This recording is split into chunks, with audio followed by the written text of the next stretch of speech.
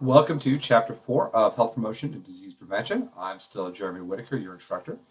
Basically, this chapter is all about three heavily used models around getting people to change their health behaviors and understanding how they make those decisions. So let's dive right in.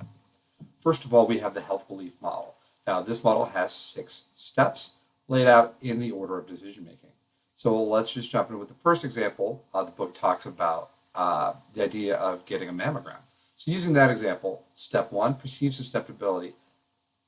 What's the risk that I get breast cancer? If somebody says, well, I have no family history, there's no chance it's going to happen to me, they're not very likely to go in. Next one is perceived severity. So even if they think they're susceptible to the disease, they may not think it's that bad. If I get breast cancer, it's treatable, no big deal. So again, they're not going to go get a mammogram.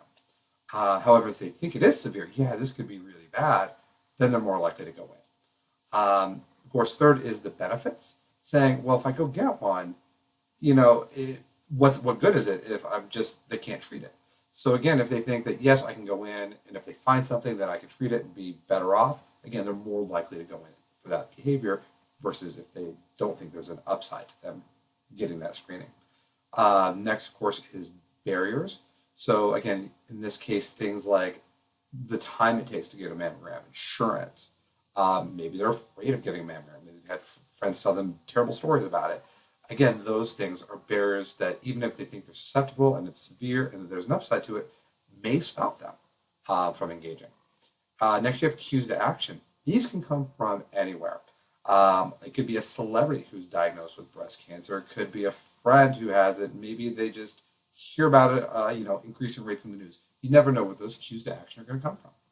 And then last is self-advocacy, basically. Them feeling comfortable about making the change or making the commitment to doing these things, that yes, I can do it. So that's the health belief model in a nutshell. Moving on to the theory of planned behavior.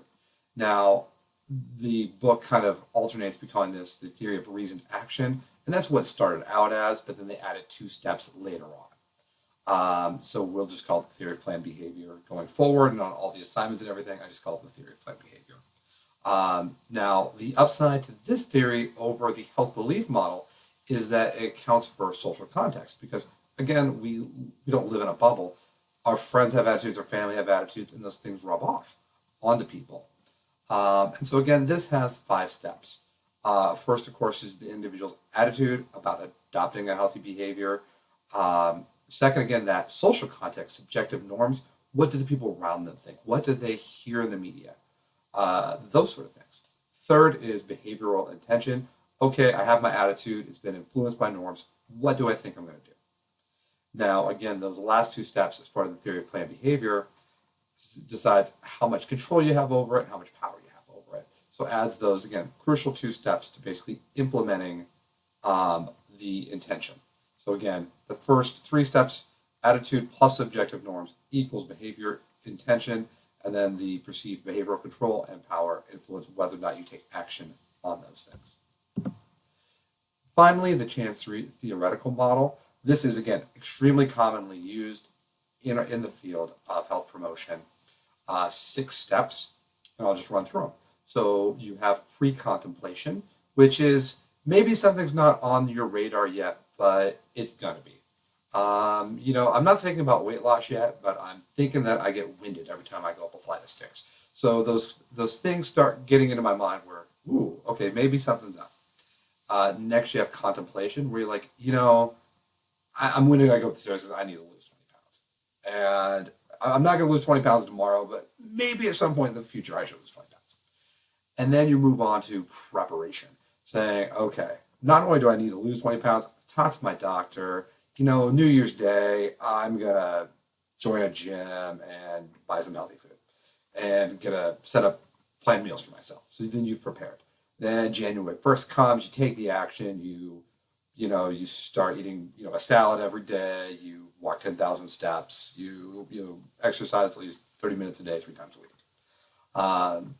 And then maintenance is where you keep that action up. You've taken the action and you stick with it throughout the time period. So you've done these things and you stay with the gym for the next 3 to 6 months.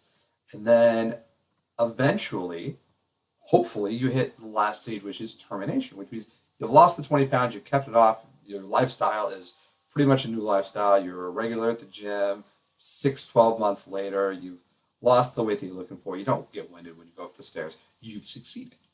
Again, that's the trans theoretical model. Takes you through those 6 steps. Now, again, like the health belief model, it doesn't account very much for social influences.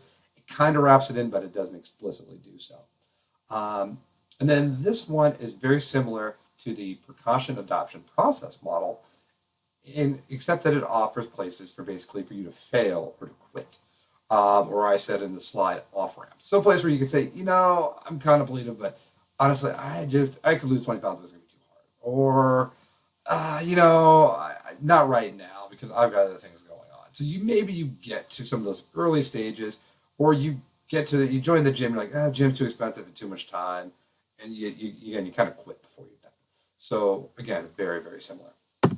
So looking at our assignments, I already talked about this if you watched the chapter 3 video, but I'll say it again. You've got your job search assignment. So again, 3 jobs with a description and a link. Basically why you, with your resume, should get hired for that job and why it's a good fit for you. Again, the 3 stories, using a story with each of the 3 models I just talked about. I just did a couple off the cuff talking about the health belief model and getting a mammogram, or the trans theoretical model, losing 20 pounds. You can do the same story and adopt it 3 ways, or just one story and plug it into each of the 3 models, however you want to do it. And then on the discussion boards, now probably the week 3 one will take the most work. You're going to highlight a philosopher that was mentioned in chapter 3. And in week 4, you can talk about which is your favorite of the 3 models we just talked about and why. So just say, which one spoke to me, which one seems to make the most sense.